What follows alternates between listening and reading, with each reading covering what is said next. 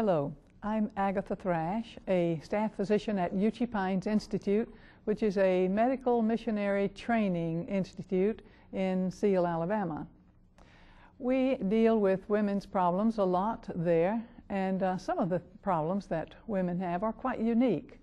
And one of my associates and I will be discussing some of these problems in the next half an hour, and we hope you'll join us. The following program presents principles designed to promote good health and is not intended to take the place of personalized professional care. The opinions and ideas expressed are those of the speaker. Viewers are encouraged to draw their own conclusions about the information presented.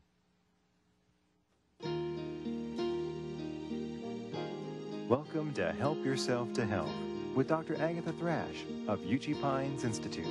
And now, here's your host, Dr. Thrash.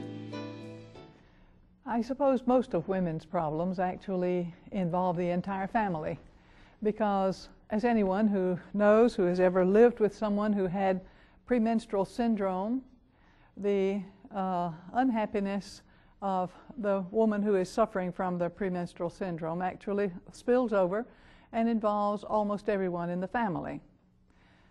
PMS, or premenstrual syndrome, does occur before the menstrual period actually begins. And some women have trouble with it a good bit of the month, not just at the premenstrual time, but also in the period around the ovulation, or for some women they have very few days through the entire month when they don't feel uncomfortable with it. Some of the symptoms include irritability, fatigue, just a sense of not feeling well. They may have nausea and vomiting, loss of appetite. They may have a voracious appetite. They may have specific enjoyment or even cravings for various foods or drinks. And the problems that women have with PMS can be quite pervasive and involve her entire life. And of course, those things that involve women can involve the husband and the children and even the neighbors. Because of the irritability that the woman feels, sometimes she involves everyone around her with that irritability.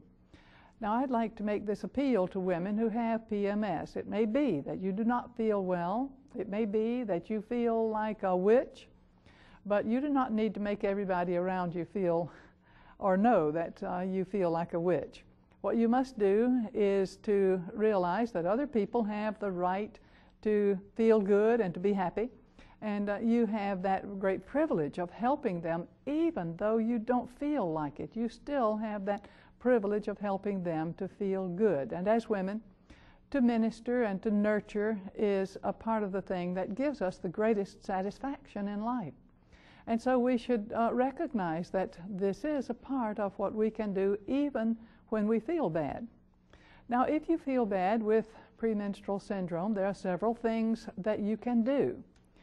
In fact, I'd like to write on the board a list of all those possible treatments that you can give to yourself. When we think about the fact that these treatments are standard, they involve very simple things. We do not have to spend a lot of money to get these things, and we do not have to go to any large medical center. All we have to do is to enjoy those things that we have in our own homes as good treatment areas. Now, let's notice this. Well, I'll just make a list of everything that you can draw upon to treat yourself. Let's start off with hydrotherapy. Hydro, of course, means water, and therapy means treatment. So any kind of treatment that has to do with water, that's what you're going to be dealing with when you deal with hydrotherapy. It may be steam, it may be ice, it may be water, it may be cold, it may be hot, it may be tepid. Whatever it may be, you will find that water lends itself to a lot of different kinds of treatments. We'll be talking about those doubtless, and if we want you to recognize that as you treat yourself for PMS, you have water treatments available, and they are quite effective. Now, the second thing that we have available is diet. You might think, well, there isn't much in diet that could help me with PMS, but that isn't true. There are many things in diet that can help you. Then, of course, there is exercise. Now, exercise for PMS can be vigorous, or it can be quite mild, and it can be specific. It can be just one area involved in the exercise. And then, of course, there is passive exercise, which is massage. Now, we have always thought of massage as being something that was just psychologically nice, but actually, massage is a treatment. It changes the pH and the circulation to various tissues, and of course is quite a good treatment. Then another treatment that we have is herbal remedies. Now you will notice that I have put herbal remedies after I put all of these others. Herbal remedies are good remedies, and I like them, but herbal remedies should not be the first thing that you go for in any kind of treatment routine. And then here is another one that should not be the first, and that is nutrient supplements. Nutrient supplements are such things as vitamins and minerals,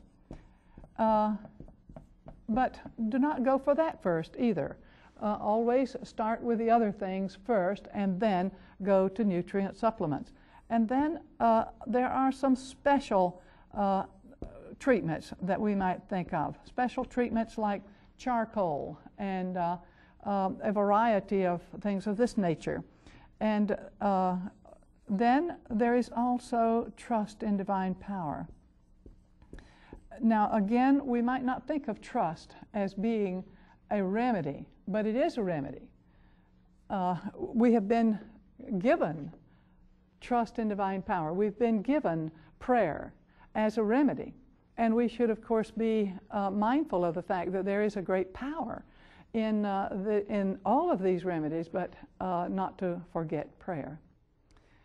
Now, I would like to start in talking with you about the things having to do with the treatment of PMS with diet. I like to deal with diet because it's something that everybody is doing every day. So I have asked one of my associates, Valerie Schreiber, to help me to present that matter to you, because she's about the best cook that I know. And I think that as you see what she has prepared here, you will agree with that too. But before we get into that, I'd like us to just consider some of the herbs that are available, and she's going to talk with you about some of those. Valerie, if you had a patient who came to Uchee Pines, what would you tell her that she could do? How would you handle it? Okay, some of the first things that I would probably talk to them about besides diet, and we know that diet is a major key in PMS. We know that high estrogen levels in the body play a major role in PMS and women's conditions. And so some of the things that I would talk to them about would be herbs. And there are various herbs today on the market that you can go to your local health food store and that are made and designed especially for women and the various conditions that they have, like, for instance, PMS. One of the ones that that the women love the most, and they say it's a miracle for them, is the chaste tree or chaste berry, chaste tree berry herb that they use. And women are always saying, boy, that's just a miracle when I use this herb. And there is a nice formula that you can put together. There's skullcap, dandelion, and chaste tree seem to do wonders for women during this PMS time. However, there are also, we know that phytoestrogens play a role, and you can buy phytoestrogens. However, they are made from a soy product, and so you can get it from just eating good soybean dishes that you can have. A few more things that I'd like to share with you is they have discovered in some studies that excess estrogen is known to increase the body's demand for B vitamins, and especially B6. And B6 does play a role in relieving extra fluid in your body as well, and so that could be a major reason why it helps them through the PMS time, because you bloat up and swell up and you have the irritability, which also B6 plays a role in the mental processes and your emotions.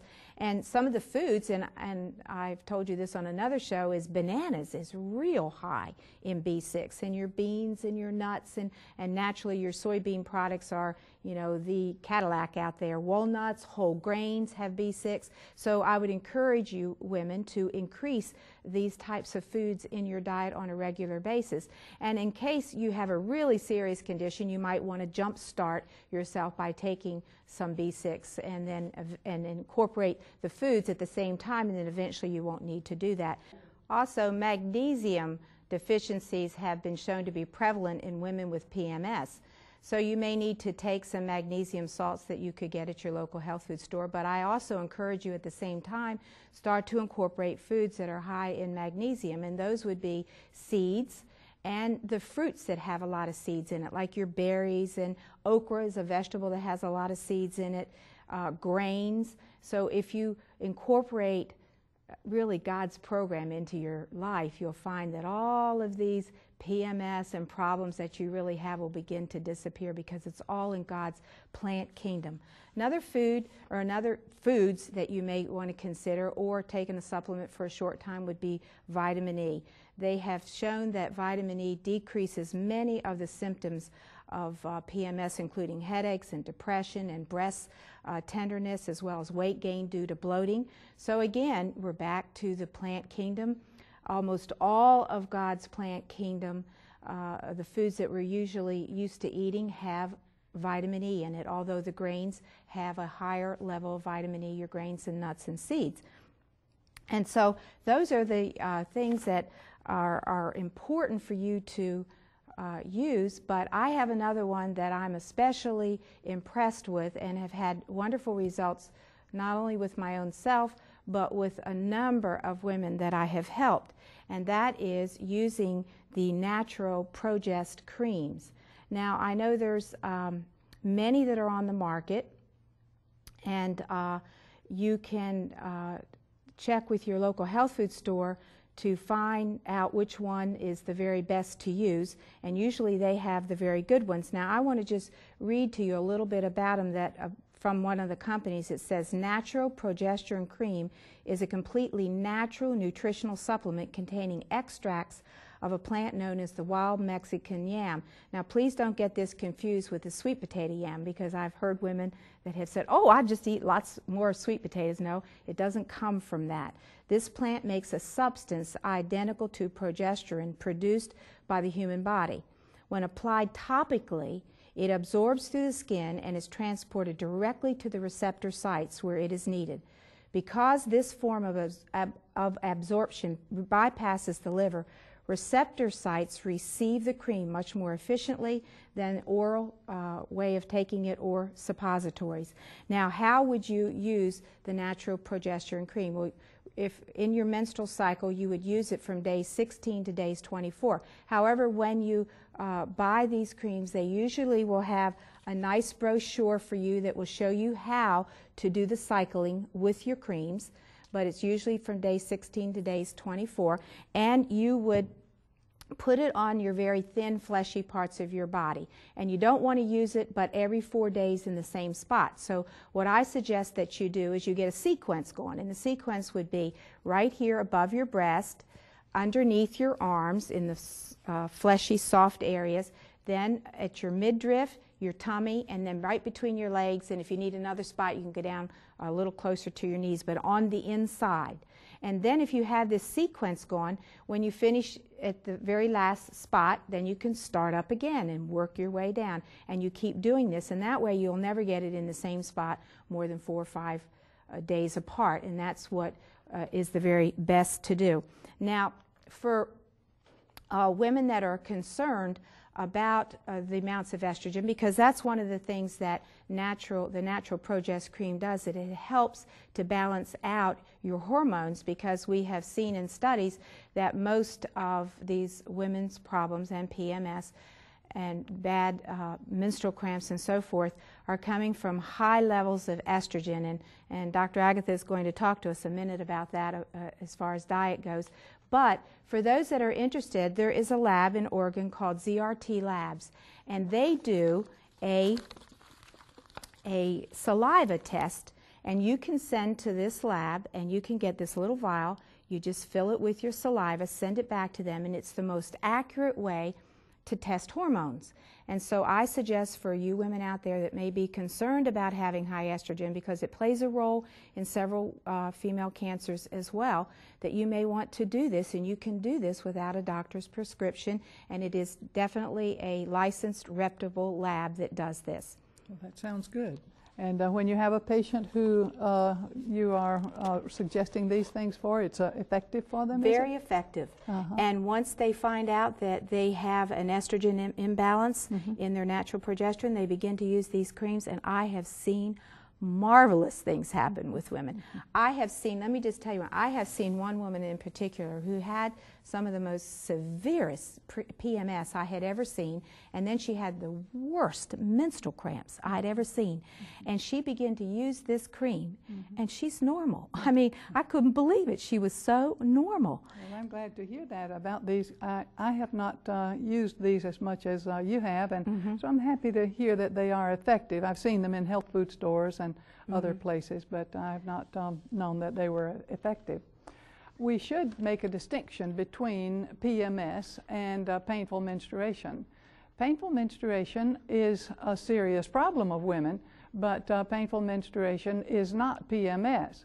It is a fact that a person with PMS may also have painful menstruation, but it isn't essential that the person with the PMS have painful menstruation. So let me just distinguish between these two for you.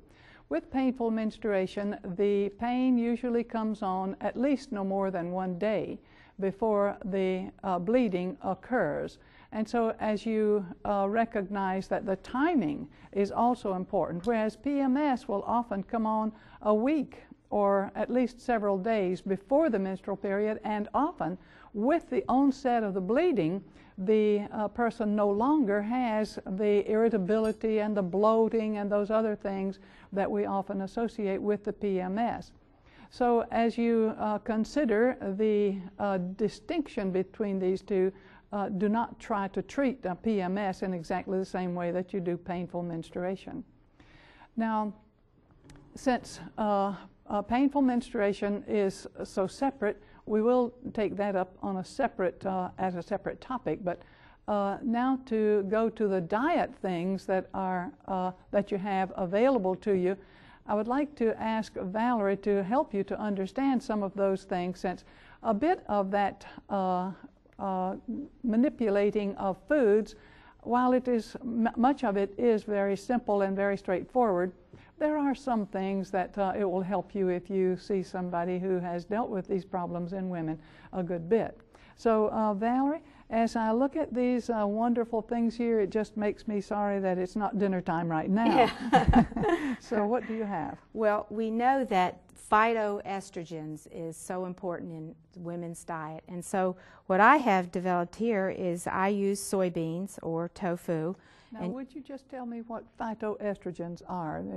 Maybe somebody there does not know what phyto means, and I'd like to really tell you, because plant. Yes, it just means plant. It just means plant. Yeah, and being a botanist primarily, or I started out in botany, in my experience with science, I like to tell people that phyto just means plant. Plants. That's probably a better way to really tell you out there, is that it's plant foods, and so it's the important estrogens that we can get from natural products. Isn't that just wonderful to know that you can get your natural hormones just from eating the foods that God has provided for us? Yeah, the plant hormones are very similar to those that are human hormones. Yeah. Okay, so what I'm going to show you here, I try to make it as easy in the kitchen as I possibly can, because my time is limited, and I know your time is probably limited as well. And so what I have done is I have made a cheese, but I usually start out and I make a I take tofu, and this is just a real simple one, Mom, for you at home that don't have a whole lot of time. There are various ways that you can use soy supremes and different soy flours, but a real quick one is to just take tofu, and you can use the silken tofu, you can use this tofu Now right there are here. different kinds of tofu, I understand. And is this one this is the silken? This is, no, this isn't the silken. This is the firm, and it's just packaged a little different. There are some that are packaged in little tubs with water, and then there's the silken one that's on your regular shelves, and that comes in soft and medium and firm. I think extra firm. firm. And so when I start out, many times I will use the firm because I do a couple of things with it. I blend it in my blender. And this is a quick one I'm going to show you. You can buy Hidden Valley Ranch dip dressing, and it really has absolutely nothing in it but just, parsley and garlic and salt. And so there are no other bad chemicals in it for you. So it's a pretty good one to use for a real quick dressing. Now, I start out that way.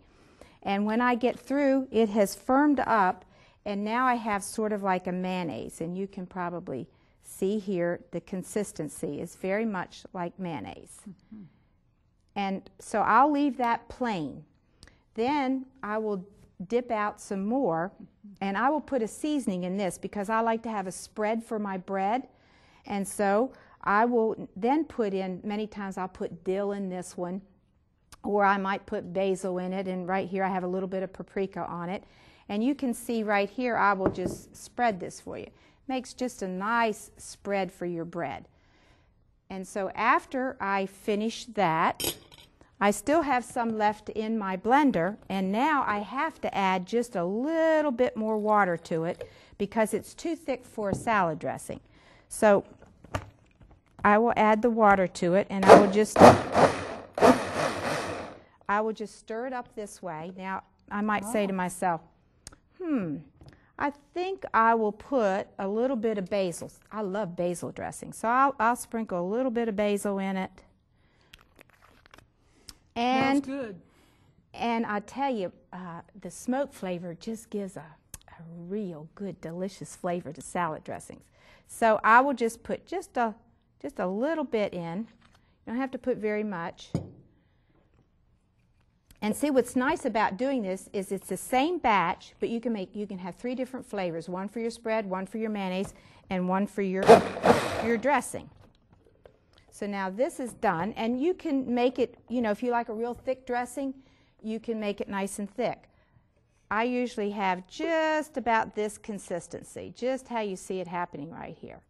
And so now I have a wonderful dressing, and what's so nice about it is I've made 3 things out of one of these. Now, then I'll have, how you have your blender and you look down in your blender and you say, boy, all that good leftover stuff in there, I hate to rinse it out with water and just throw it down the drain, so I don't do that. What I do is that's the day I make my cheese. So then I take another package of tofu like this, I put it in here, and I go ahead and add the various, the Ames gelatin and various other seasonings that I want to make my cheese, and then I go ahead and make my cheese. And then I feel like, well, I've used everything, I have left no waste, I guess you could say, left over, because I've got my spread, my mayonnaise, and my salad dressing, and I have my cheese. And right here in front of me, you will see that I have a nice cheese, and this is a white cheese that I make, and it is absolutely scrumptious. And I'm going to cut you a piece right now and show you how nice and firm this turns out.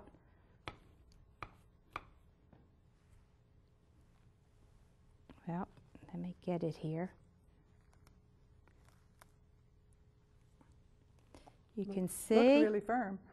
You can put it on a nice sandwich, and you can see just how nice and firm it is. And I used just tofu to do everything that you've seen here today. Well, I'm amazed that so many things can be made by just in one step. You can make the mayonnaise, the dip, or the spread, and the salad dressing all in one step. And that makes it so nice for mothers that are busy, is to be able to do it all in one day, and then it lasts you for the rest of the week. And I like that cheese. I'm sure you spent a good bit of time on that one. developing that one just right. And I like the garnishing. When you garnish it nicely, that makes the family want to eat it. For sure. Now, I hope that this gives you a bit of a handle on PMS and helps you to know that you do not need to feel hopeless and helpless against this disorder. It is due to some kind of hormone imbalance, but there are probably also some sensitivities, perhaps food sensitivities or perhaps other kinds of sensitivities, maybe pollution in the atmosphere or whatever, that may also be a part of the total syndrome of PMS. But we'd like to go into the matter of painful menstruation for you now. Painful menstruation is usually pain in the lower abdomen, but it may also include the back. It may include the thighs or the legs, or it may be the entire abdomen. Some women have pain in many different places with painful menstruation, and it is all due to the same kind of thing. It is sort of a cramping of the uterine muscle. The uterine muscle is quite a firm and big muscle, and it is, of course, quite strong. And if it cramps long enough, or the blood vessels cramp long enough, then, of course, you're going to get pain. Or if certain blood vessels dilate, such as blood vessels like varicose veins, if they dilate a lot, if they dilate long enough, then you're going to be having pain with it. Now, because this is due to cramping, then there are some simple things that we can do, such things as massage, as heat, as the application of ice, and whatever these things may be that you decide on, they are very useful and will be helpful. In fact, one of the very simple things that a woman can do is simply to drink hot water. But certain hot herbal teas are also extremely nice, and you can take those as well. Once upon a time, there was, I believe the name was Lydia Pinkham's compound. And I remember in my youth, this was what every woman was using, and it was very effective. My parents sort of poo-pooed the idea that there might be anything wrong with, or any beneficial thing with Lydia Pinkham's compound, because it also was sort of used in jest a good bit. But there's no question but that Lydia Pinkham's compound was helpful. Now, also, the use of ice can be very helpful. Ice can be applied to the lower abdomen, or it can be applied to the back. A hot bath can also be helpful. A walk can sometimes be helpful. We had one woman who worked with us at Uchee Pines one time who could be expected to be absent from work 2 days every month because of painful menstruation. And she would be practically prostrate. One time she was away from Uchee Pines, and it was not possible for her to lie down. And so we said to her, why don't you try some other thing? And that other thing turned out to be charcoal. She took a big dose of charcoal, and then shortly thereafter another big dose of charcoal, and 30 minutes after that another big dose of charcoal, and she was not in pain at all that month. So we were all thanking the Lord for these very simple things that can be so effective in the treatment of something that can be as disabling as painful menstruation.